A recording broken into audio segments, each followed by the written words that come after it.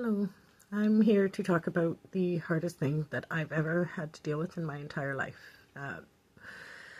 In February 15th of this year, just over 4 months ago, I lost my daughter, 24 years old, to health complications. I don't want to go into details and talk about exactly why it happened.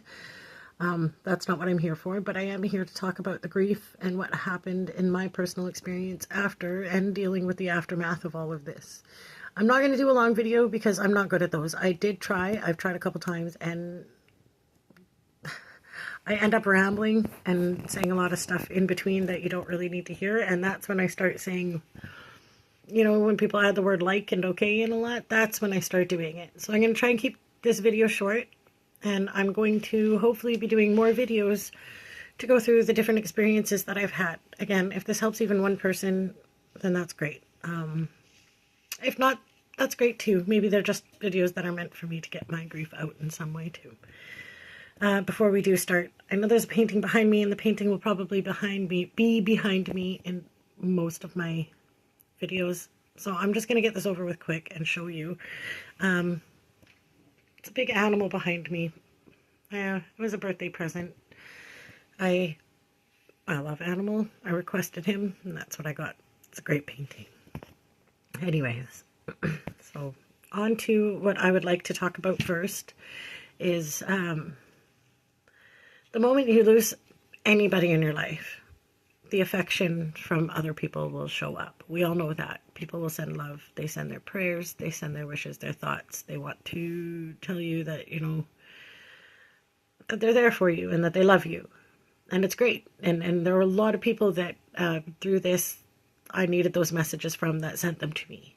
And I really appreciated people showing me how much they loved me through a time where I was feeling like I'd lost love. I didn't lose all my love.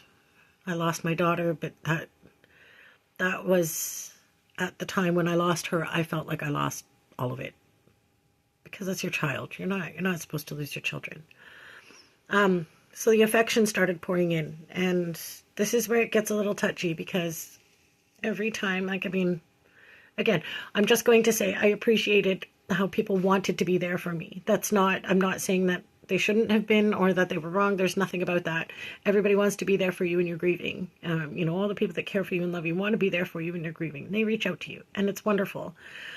But sometimes there's always a couple of people who do push that envelope a little bit. I was out at the store one day, and this was actually a few months after everything had happened, and I'm okay with crying wherever I am, but at the same time, I spend so much time at home crying that when I go out, I don't want to cry anymore out, if I can help it. If I do cry, fine.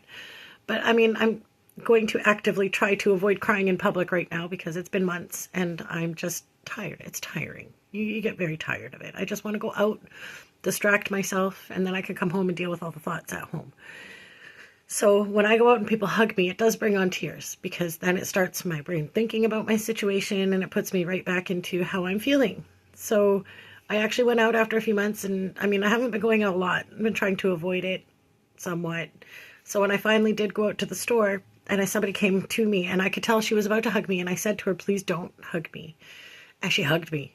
She just grabbed on. She goes, no, it's okay. And she hugged me. And I even said, while she was coming at me, I said, I don't want to cry in public. Please don't. And no matter what I said, she hugged me and said, nope, it's okay. And so I kind of wiggled out of the hug, and I said, I told you I didn't want to hug. And she goes, well, I did. And walked away from me. So that's the moment that I learned, I can actually aggressively say no, because there's a certain point where you do matter. You do matter, and how you feel matters, and what you're experiencing matters, but doesn't give people the permission to give you the affection that you're not looking for at the same time. So something I would like to say to people, yes, you can accept all the love that you want to accept, but also draw your lines, because if you're going through something like this, it's a how you feel, and it matters what you need. I didn't want that hug.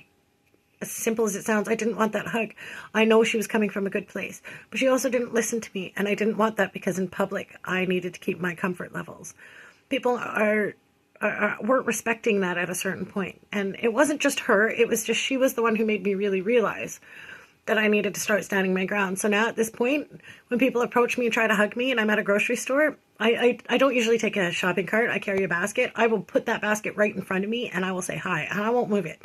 You are not hugging me if I don't want you to hug me. And if they come try to hug me while I'm holding that basket in front of me, I look at them and say, I do not want to hug. Thank you. And I stand my ground now. Again, it's not that I don't appreciate love or affection, people trying to sympathize or empathize with me, but going through something like this, I don't even know who half of me is anymore.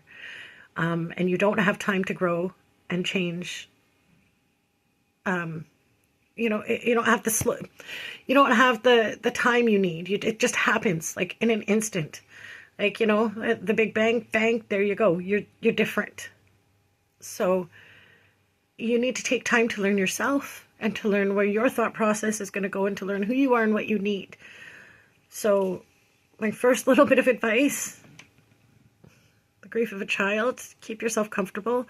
Don't make physical contact you don't want to, and don't talk to people you don't want to. You're allowed to shut down. You're allowed to say no. You're allowed to be quiet. You're allowed to back away. You do anything that makes you feel better right now. Because I know personally, I don't find a lot of comfort right now. There's not a lot of comfort for me knowing that my child isn't here and I am. So any comfort that I can find, I will take. Which means that if I don't want that hug because it's not comfortable, I'm going to not get that hug. If I want to go eat a freaking bag of candy because candy makes me happy, I'll eat that bag of candy. I don't care if it adds to the hips and the thighs at this point. Keep yourself comfortable and make sure you know what you need.